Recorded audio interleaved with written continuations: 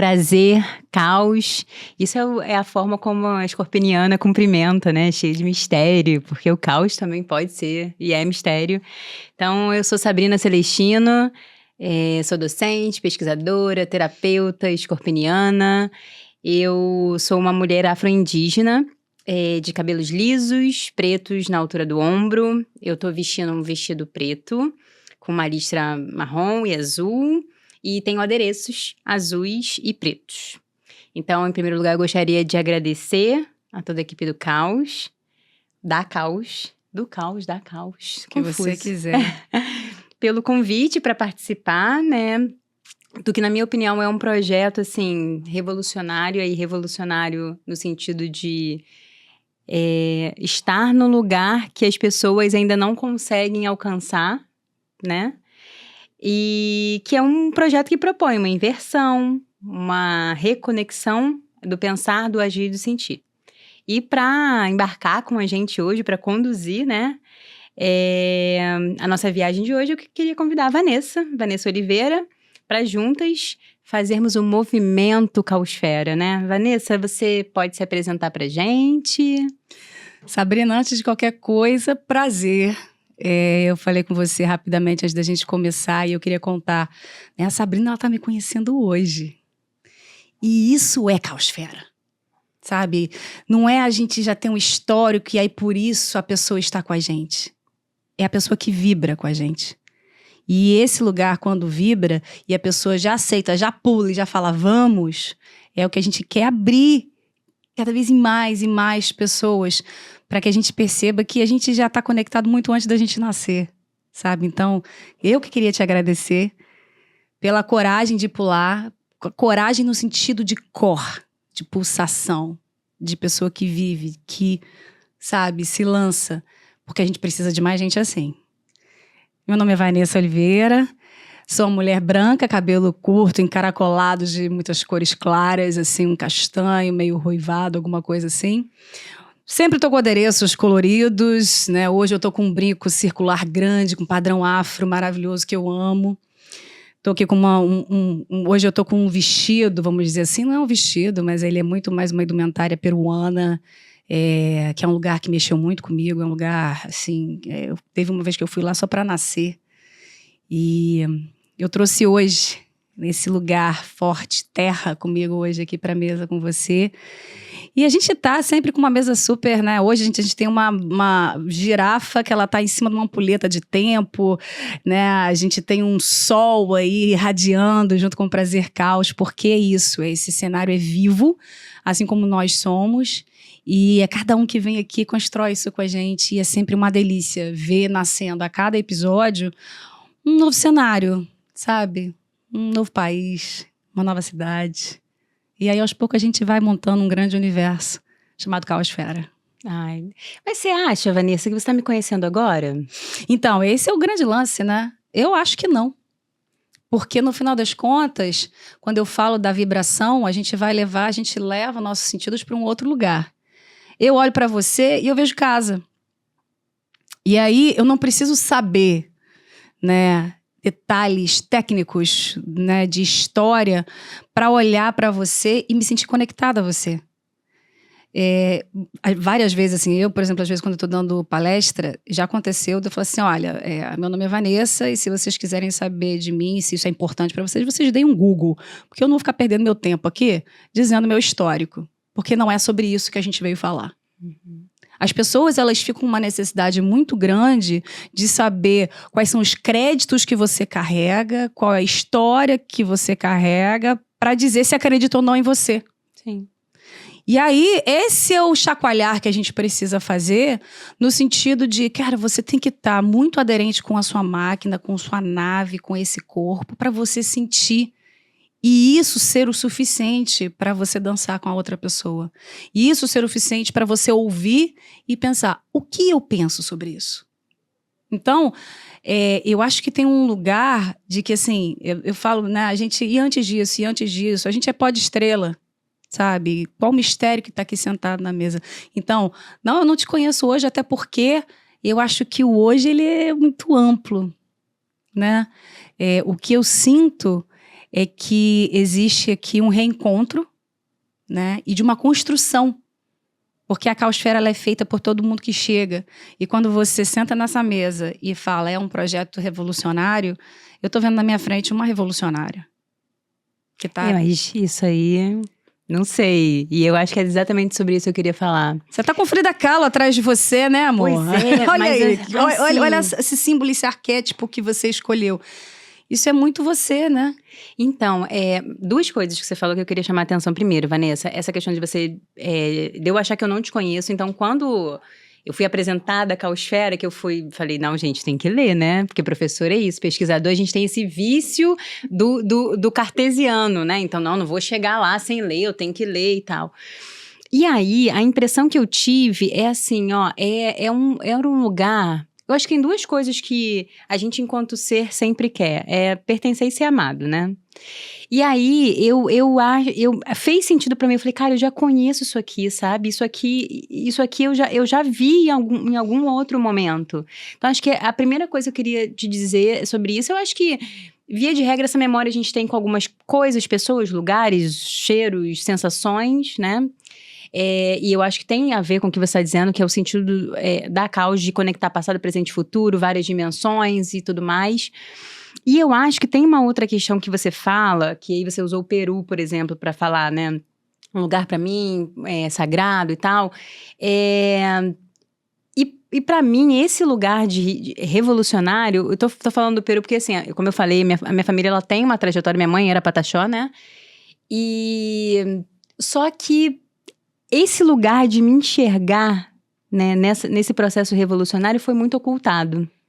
Então eu quero te fazer uma pergunta que foi a sensação. Ao mesmo tempo que eu olhei os vídeos da causa e falei, nossa, é isso, eu sou daqui. Eu fiquei com um certo medo. E aí eu te pergunto, Vanessa, quem tem medo do caos? Adorei essa pergunta. E eu acho muito legal você trazer esse lugar da coexistência, da excitação, de estar e do pertencimento e do medo andando juntos, né? Eu acho que, como sociedade, eu vou te falar que por toda essa caminhada que eu venho falando de caos já há um bom tempo, porque por mais que a caosfera ela esteja acontecendo agora, ela já acontece na minha vida há séculos. Eu acho que todo mundo tem medo do caos. Porque o caos não foi ensinado. O caos não foi compartilhado. O caos não foi trazido como um direito de todos. O caos não foi colocado no sentido da natureza que você é, do corpo que você é. Nós somos caóticos por essência. Então, a partir do momento que o caos não foi ensinado, ele simplesmente, você pega, né, a mitologia, no início era o caos, e aí acabou. Como se o caos ele tivesse marcado num tempo e espaço e nunca mais tivesse acontecido de novo. Sendo que o caos ele é constante, a gente é fluxo o tempo inteiro. E a sociedade teve muito medo, né, principalmente das pessoas que dominaram vários lugares de poder na sociedade, de incentivar essa liberdade de movimento que o caos é, né?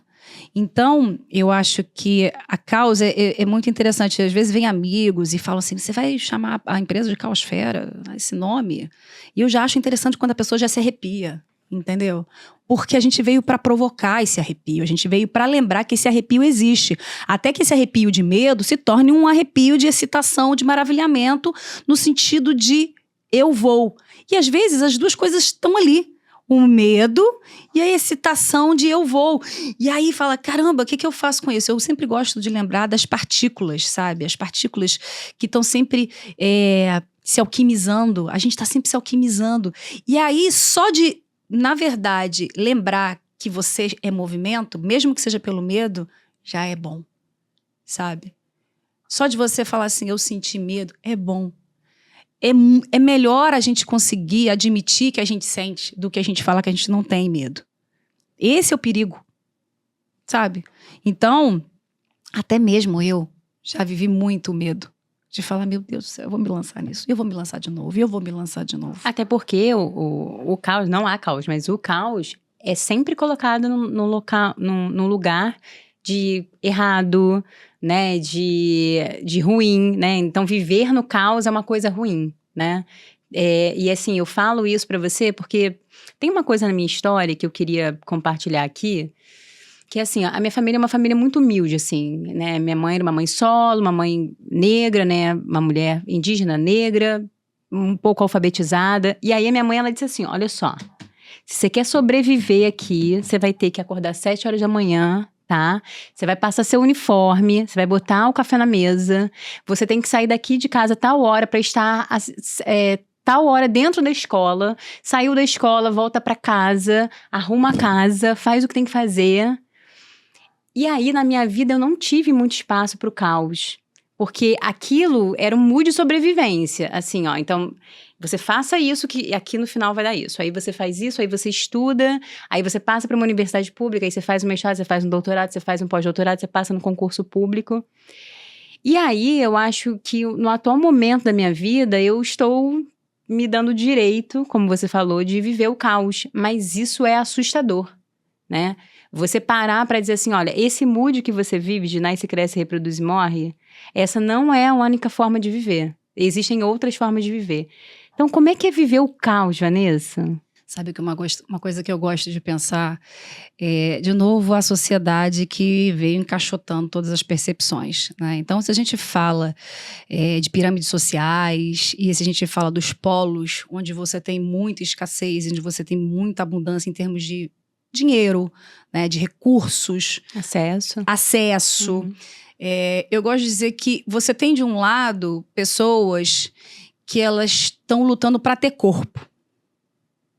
Pessoas que não têm, às vezes, casa, não têm alimento. E aí, essas pessoas, elas não têm as condições básicas para descobrir que elas têm corpo. Porque o corpo dela é caótico.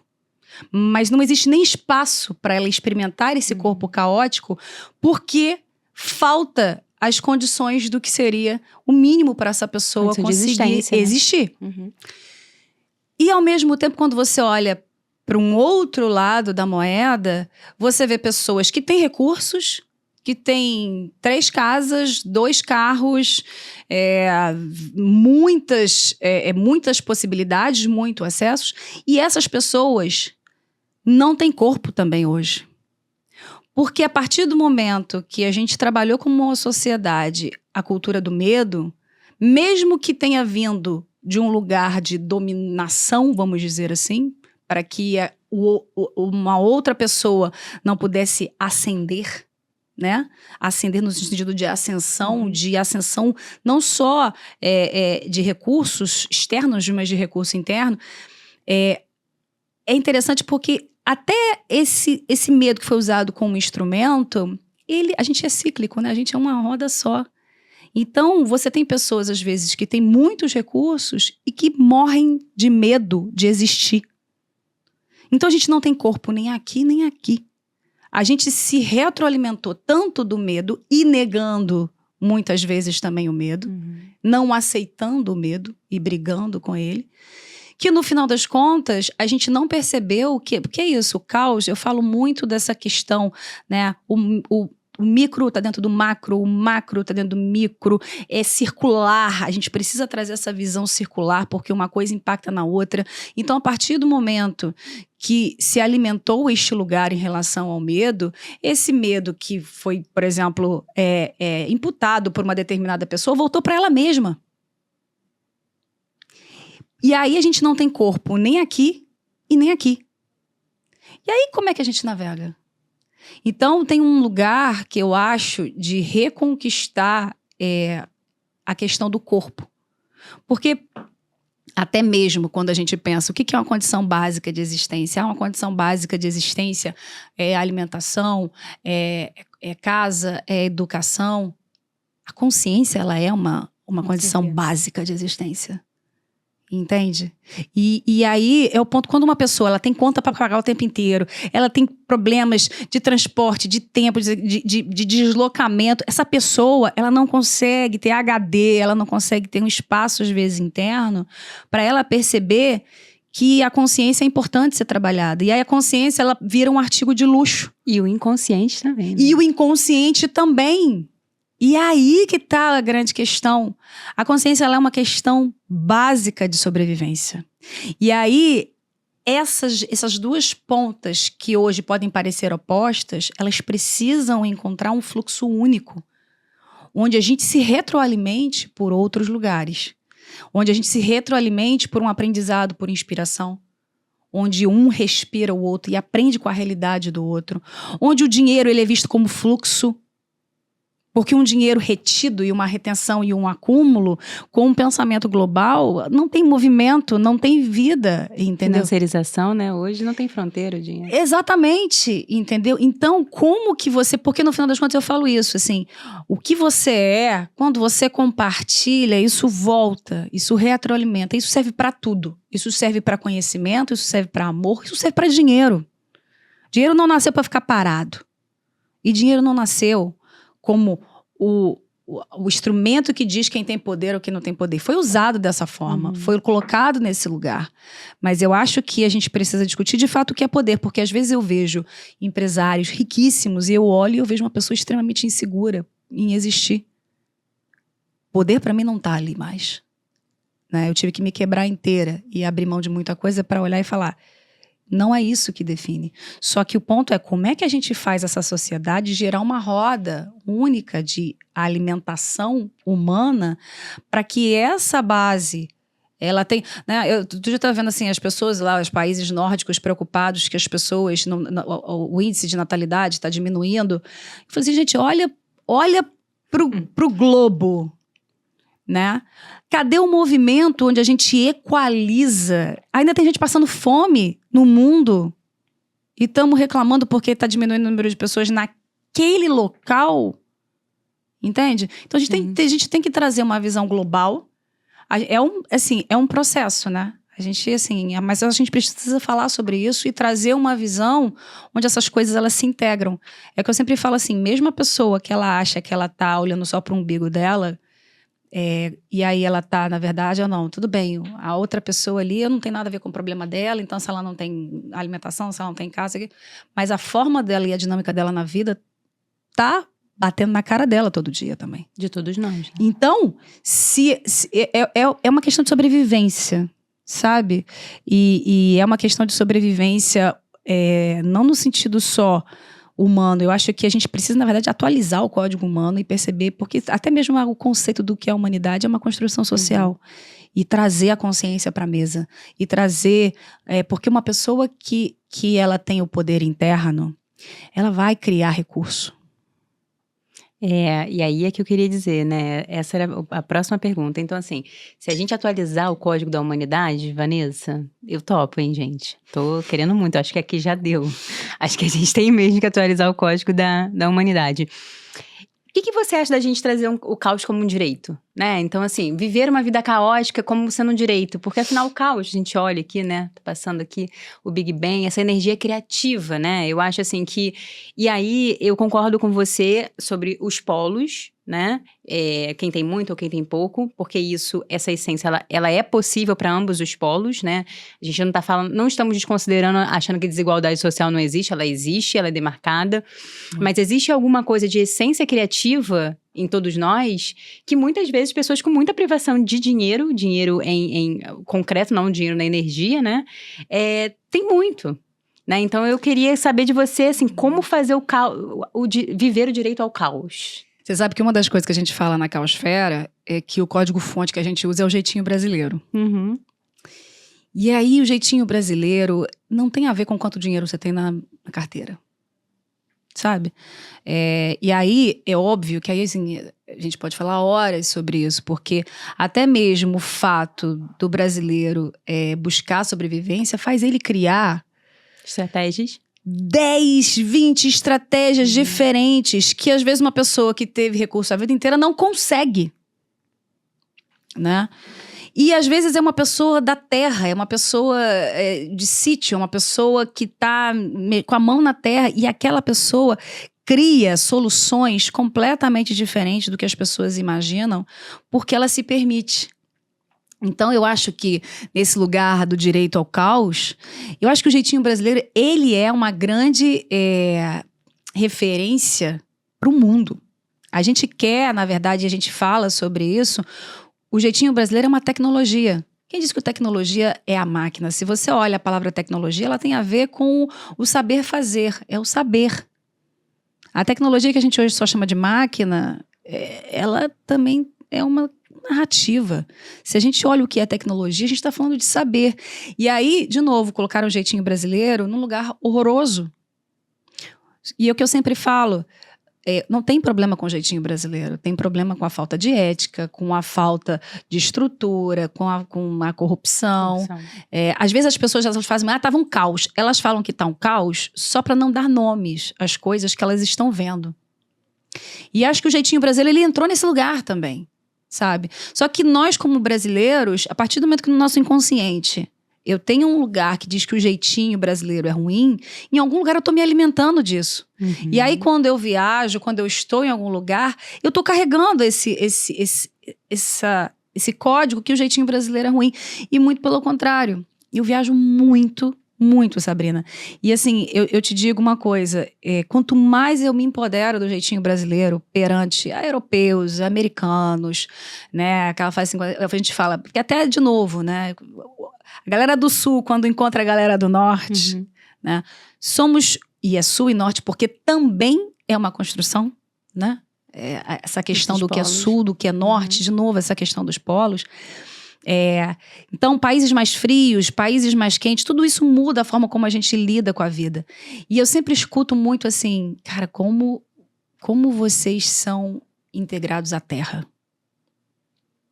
E no momento que a gente está vivendo, olha que poderoso ter um código-fonte de seres que são integrados à terra.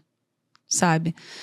De seres que vivem, e aí em todos os sentidos, desde a natureza física, da praia, da montanha, dessa riqueza abundante que a gente tem no Brasil, mas também da riqueza de diversas culturas, de religião, diversas religiões que trabalham a terra, que trabalham a conexão com animais, que trabalham a conexão com o mar. Né? Quem já foi numa festa de Iemanjá para sentir o que é isso, a conexão com o mar, e o mar é caos absoluto.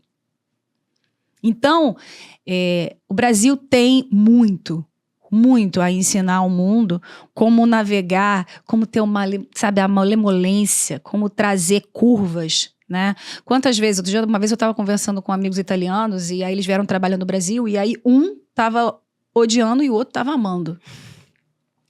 O que estava odiando dizia, o brasileiro não tem hora para nada. É na hora de trabalhar e ele tá fazendo outra coisa. Porque é acostumado, né? Então eu trabalho aqui, e aí eu não posso fazer nada. E o brasileiro é relacional, né? O brasileiro ele vai, toma um cafezinho ali, aí conversa e fala das outras coisas, etc. E se deixa perpassar. E as pessoas às vezes veem isso só como um problema. Aí já o outro falou assim, eu gosto. Trabalhar no Brasil é que nem você tá numa música. Tem vários ritmos, várias frequências.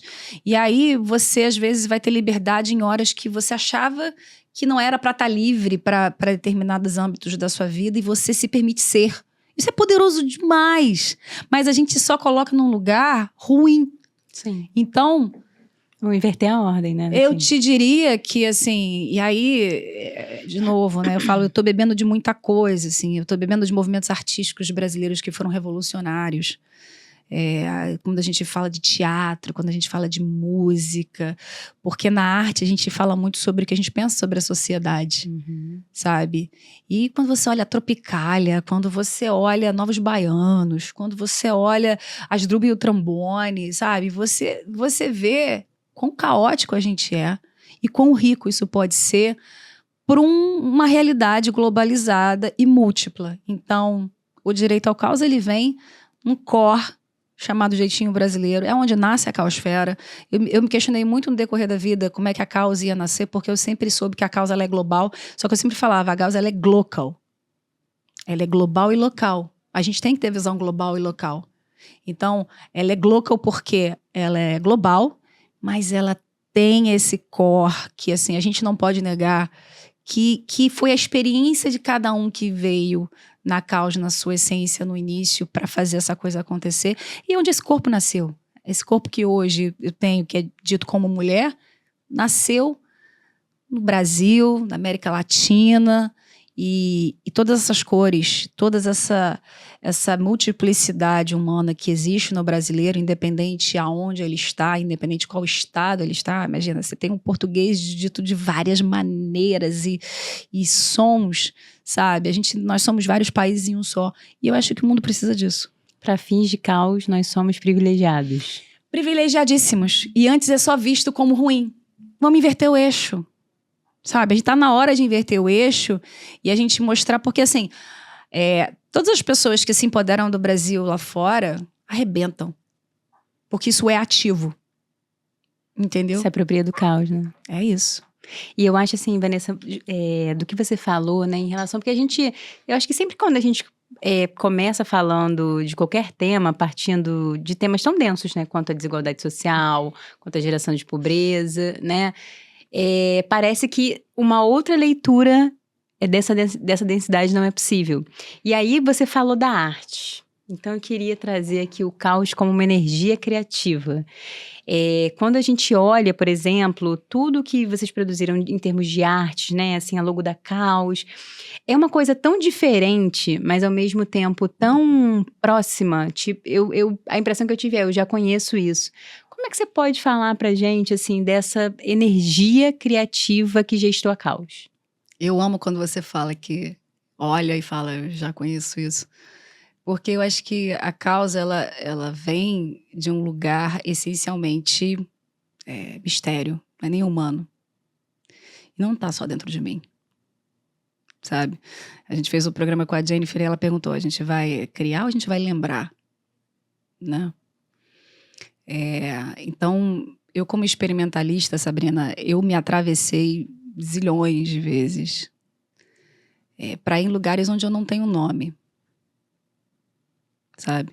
Então a causa, ela nasce, né, de um corpo que vem sem nome. Não é à toa que quando eu venho me apresentando, eu trago outras facetas. Eu falo que eu também sou Aurora. Eu sou a guardiã do campo. Eu sou a Vanessa. E quando eu estou abrindo vários nomes, isso mostra que o nome não importa. Sabe? Amanhã pode ser que eu abra mais 2 nomes para dizer sobre isso. É como se fossem as deusas hindus, sabe? Aí tem a Durga e de repente de Durga uma faceta abre e vira Kali e aí outra deusa vem abrindo. Porque a gente vai nessa coisa multifacetada, sabe? E que somos. Então, a causa, ela é um lugar de amor, sabe? Pela vida. A gente veio para essa terra, cada um de nós... eu sempre falo sobre isso, que a gente precisa lembrar que a gente é um viajante e que esse corpo ele tem prazo de validade. Ah, mas está se desenvolvendo medicinas e coisas para viver a vida inteira, blá, blá, blá, blá. Como corpo. Como viajante isso faz sentido? Sabe? Porque no final das contas, assim, você trabalha o tempo inteiro com o limite do seu corpo físico e com o seu não limite. Né, do etéreo, do mistério, da alma, sabe? E aí quando a gente vai para esse lugar, o corpo ele delimita, né? Mas a alma, ela navega num outro lugar, seja lá o que você entende como alma, porque a gente fala muito sobre isso. A causa não está aqui para definir o que é.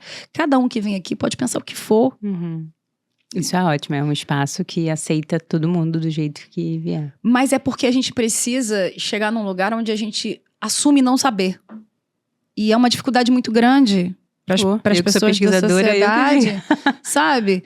Então, eu acho que quando você olha e reconhece, a busca da causa é que a causa seja um espelho para você mesma. A Aurora, né? Quem já viu nos manifestos da causa, onde eu estou lá dizendo uma poesia que é o Prazer Caos, a Aurora ele é um espelho para ser atravessado, sabe? Como Alice que entra no espelho. Sabe?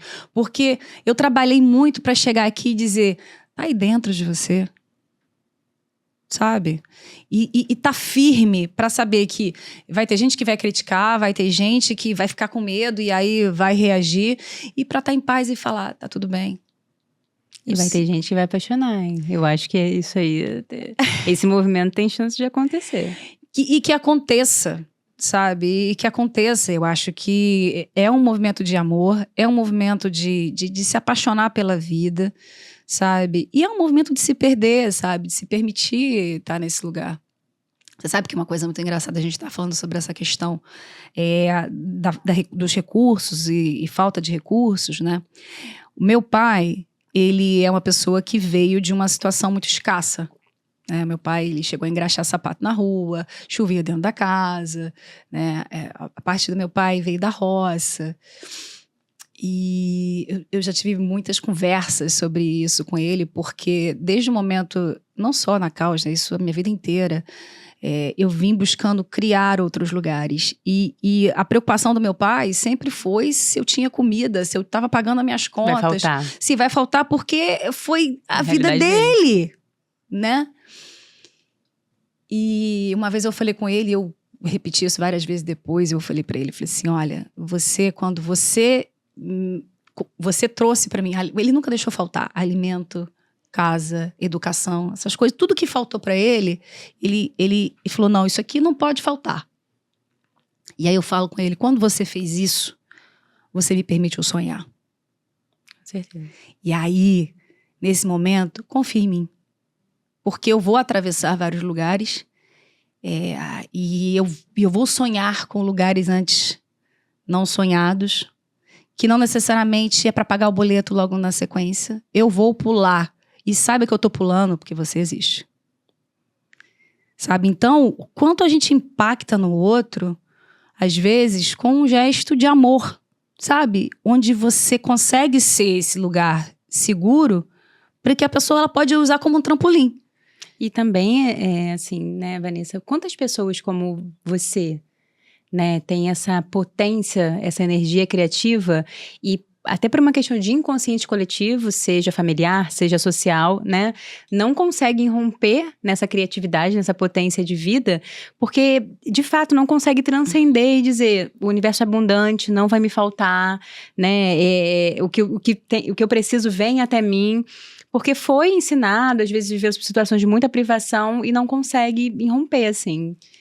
É isso. Então, quando a gente tangibiliza isso, é uma forma de ser referência, né? Não no sentido do histórico de cada um que está na caos, mas no sentido do poder de criação que mora em cada um de nós.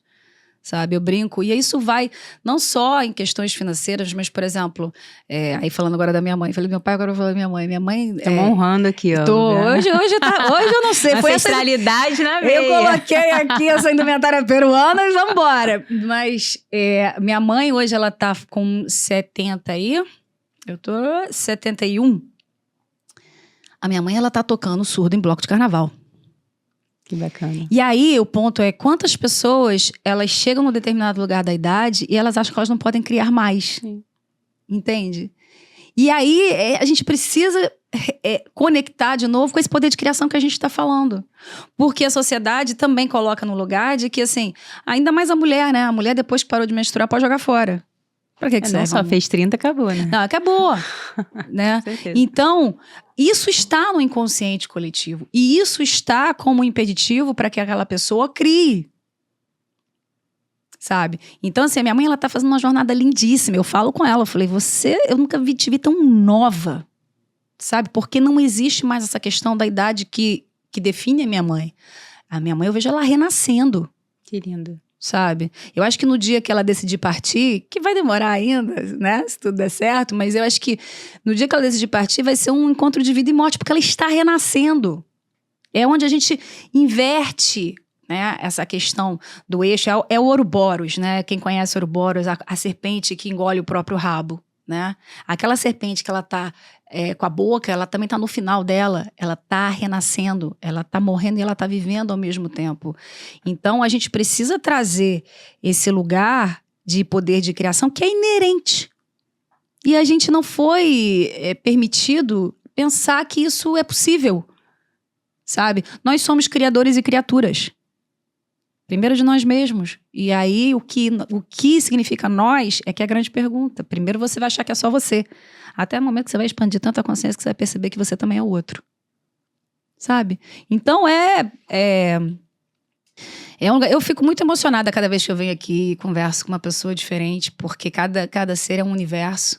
e traz lugares diferentes onde a gente pode navegar, porque é preciso que pessoas vejam pessoas diferentes aqui sentadas e conversando sobre isso, porque esse laboratório humano tem que acontecer independente de história, independente de forma de corpo, independente de cor, sabe? Ela tem que acontecer respeitando todas essas diferenças, essa multiplicidade, para a gente perceber aonde a gente ressoa, sabe? Aquela vibração que ela é sem nome. Talvez seja caos, né? Assim. Não sei, tô achando que pode ser que seja caos, doutor. Agora, tem uma coisa quando você fala de inverter o eixo, né, Vanessa, assim, como um dos princípios. Porque, assim, o caos é um substantivo masculino. Quando a gente fala de a caos, bom, pelo menos assim, tô aqui usando bem literalidade da língua portuguesa, né? Mas quando a gente fala a caos, quando você traz a caos, aí você trouxe a caos, você falou da sua mãe, você trouxe esse feminino.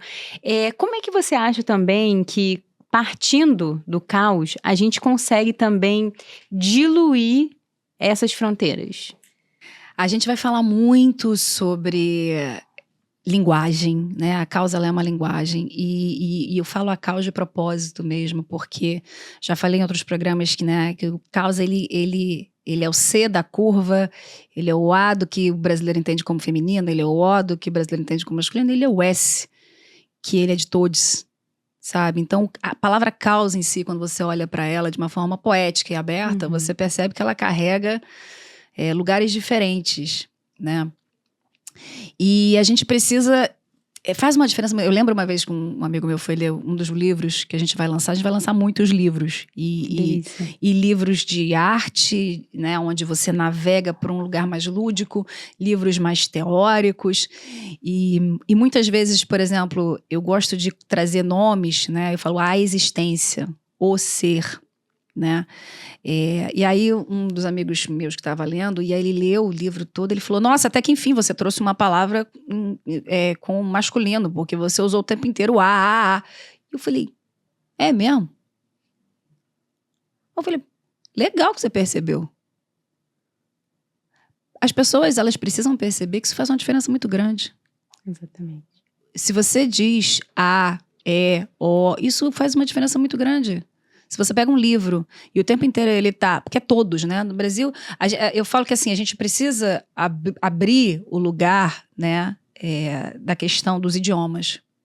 Você vê o português, onde ele é amplo, né, você pega uma palavra que ela tem 10 significados diferentes. Né? O Brasil, ele é um país artístico, ele tem metáforas ali muito, muito incrível. Ao mesmo tempo, ele não tem uma coisa do the, né? The chaos. Em inglês, o chaos não é masculino. Exatamente. Entende? Não tem o it. E a gente precisa do it. A gente precisa do the chaos. Ao mesmo tempo, o idioma inglês, ele é muito também reto demais. Então, não é que o português, ele é melhor e que o americano, ele é melhor. Mas a gente precisa aprender com como os idiomas, eles são construídos, porque aquilo ali também tem mensagem. Sim. Né? Então, vocês vão ver muito a gente falando o caos, pensamento caótico, ideia caótica, vai depender com que você combina caos.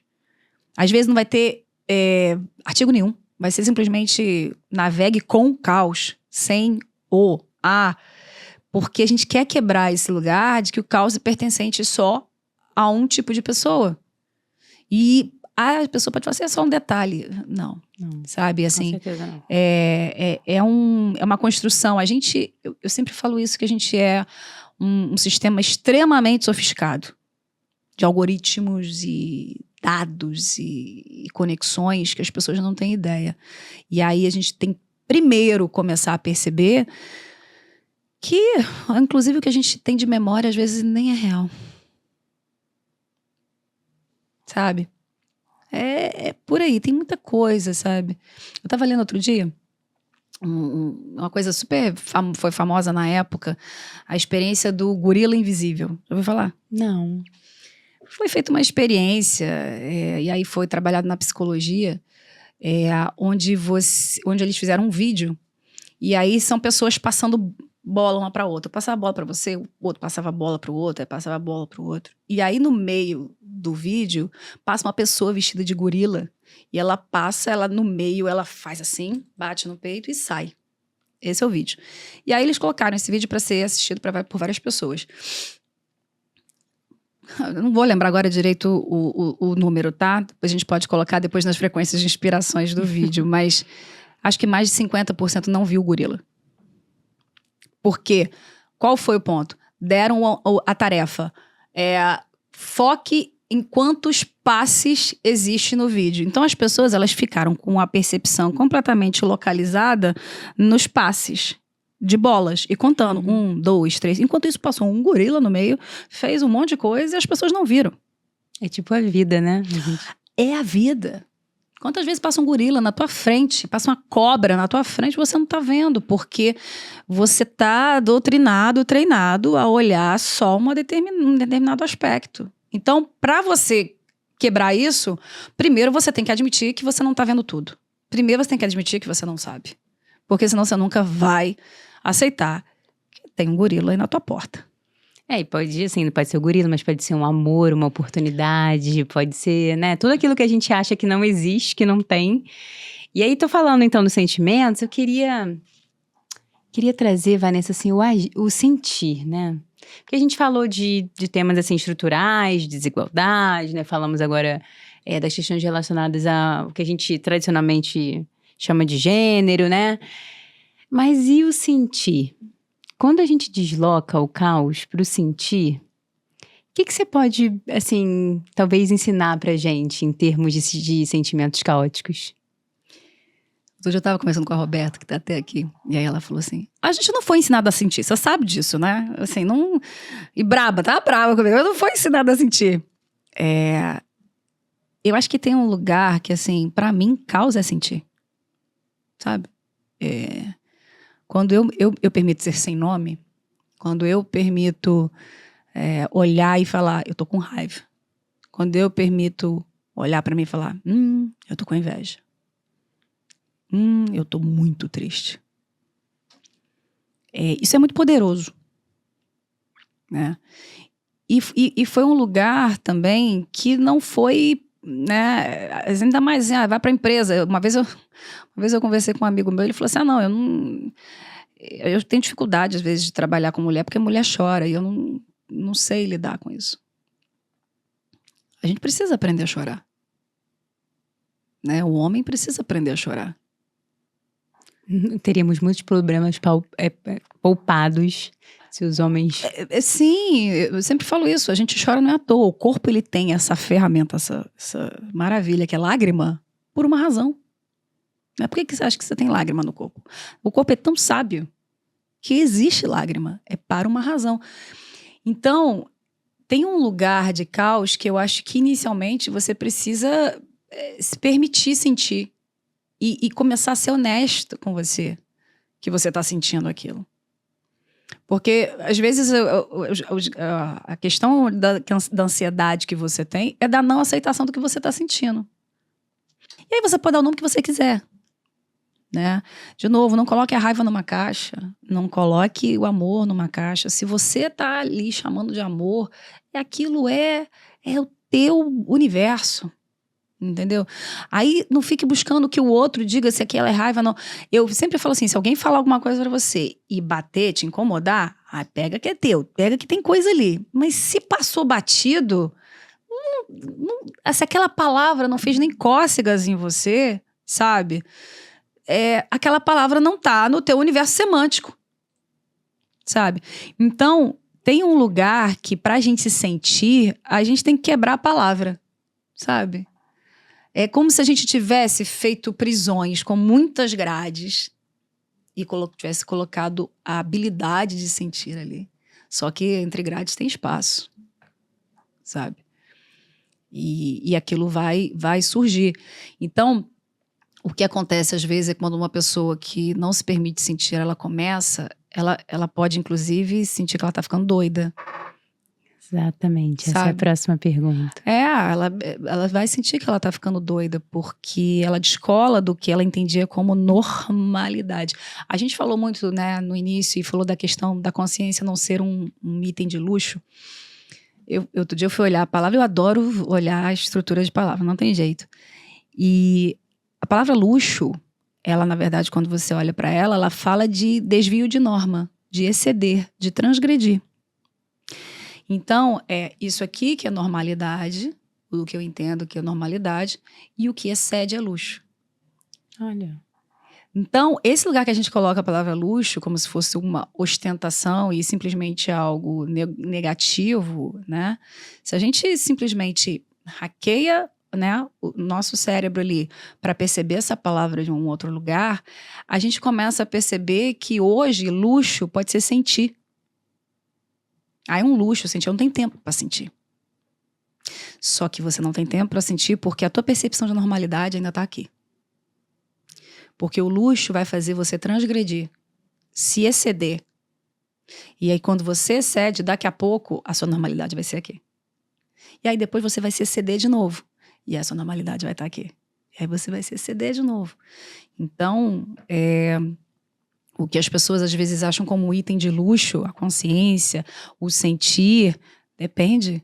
Porque, no final das contas, como seres, né? E aí eu falo de natureza pura. Hoje, às vezes eu tô chorando. É muito interessante, assim. Eu choro. Depois eu acabei de chorar. Eu olho pra pessoa que tá comigo e converso como se nada tivesse acontecido. Aí a pessoa assim, não é possível. Como assim? Eu falei, como assim o quê?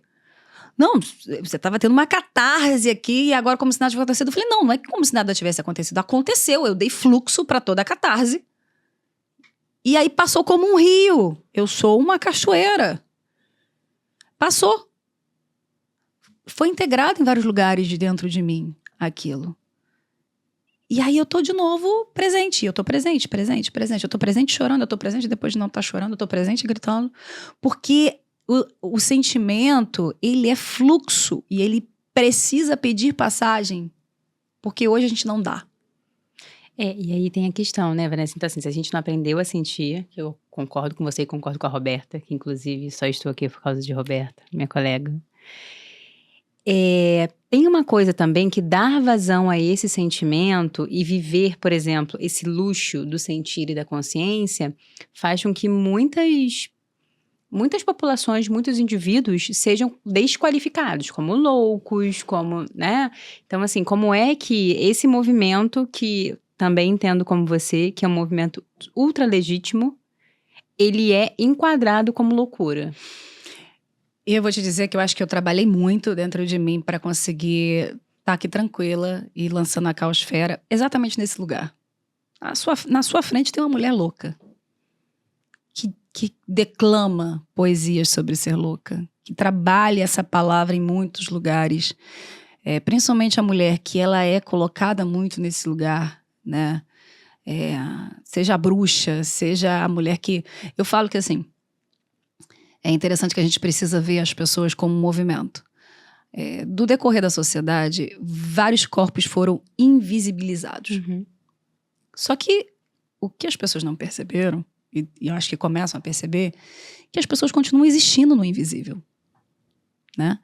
A partir do momento que essas pessoas foram invisibilizadas, elas não deixaram de existir no discurso da narrativa.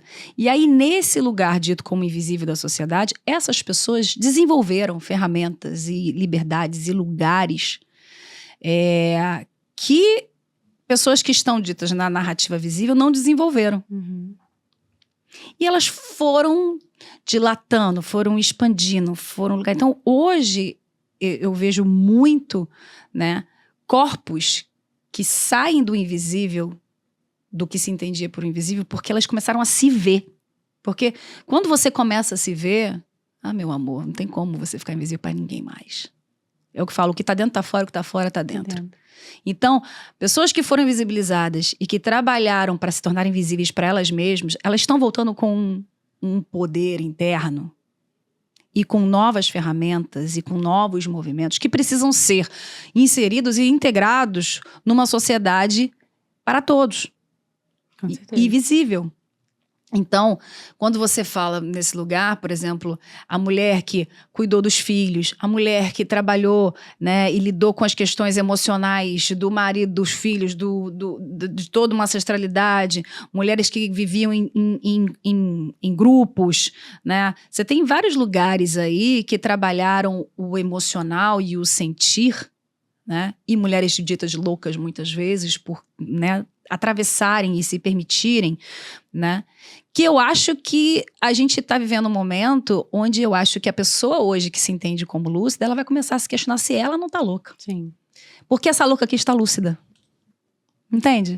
E Sim. aí, eu não estou preocupada se a gente vai ser chamado de loucura. Porque esse lugar eu visitei tanto, eu chorei tanto, eu me peguei no colo tantas vezes para ser ponto firme e casa para outros loucos que chegarem, sabe? Me lembrou muito, eu estava lendo outro dia, a Anita Malfatti. Sim, maravilhosa. Ela fez uma exposição, acho que foi em 1917, foi antes da Semana de 22, E ela fez uma exposição da arte dela, dos quadros e das imagens, etc. E aí Monteiro Lobato, do Sítio do Pica-Pau Amarelo, que todo mundo, né, já deve ter passado pela mão, né, Emília e etc. Monteiro Lobato foi à exposição e ele fez um artigo, nossa, detonando a Anitta. Monteiro Lobato. Detonando a Anitta. Aí, o que eu achei interessante na fala dele? Que ele vira e fala assim, que as pessoas em manicômios fazem exatamente a arte que ela estava propondo e que, na verdade, pelo menos as pessoas que estão em manicômio, elas são mais puras nesses sentidos do que a Anitta. Porque elas estão representando a realidade delas, que é a loucura. E que a Anitta vende isso como arte. E que aquela arte é ilógica. Eu achei bem interessante essa fala, porque era só o Monteiro Lobato ter dito, eu não entendi. Eu não gostei, eu não apreciei. Mas quando ele fala ilógico... É pra desqualificar. É pra desqualificar. Mas o ponto é ilógico ou você que não captou a lógica? Entende? Sim. Eu encontrei muitos homens na minha vida que quiseram me taxar de louca. E aí, quanto mais eu fui entendendo o jogo, no sentido de que aquilo é medo, né? Então, exatamente. É medo. Aquilo é medo. Isso que eu queria fazer uma provocação, assim, que me chamou muita atenção, né, Vanessa? Eu tive a oportunidade de ter uma experiência de formação num hospital psiquiátrico aqui do Rio de Janeiro, e eu comecei a fazer anotações da enfermaria feminina. Uhum.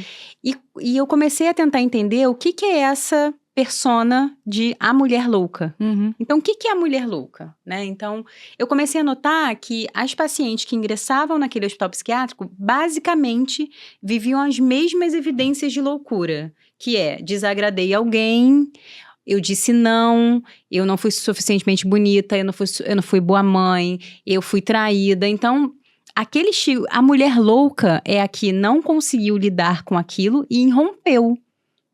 E aí, quando você diz assim, não, você está na frente, você está vendo uma mulher louca. Aí eu te pergunto, o que é ser uma mulher louca? Eu fiz uma poesia, quando eu fiz o show no Rival, da Alma de Vento, eu tenho um poema que chama Carne Viva.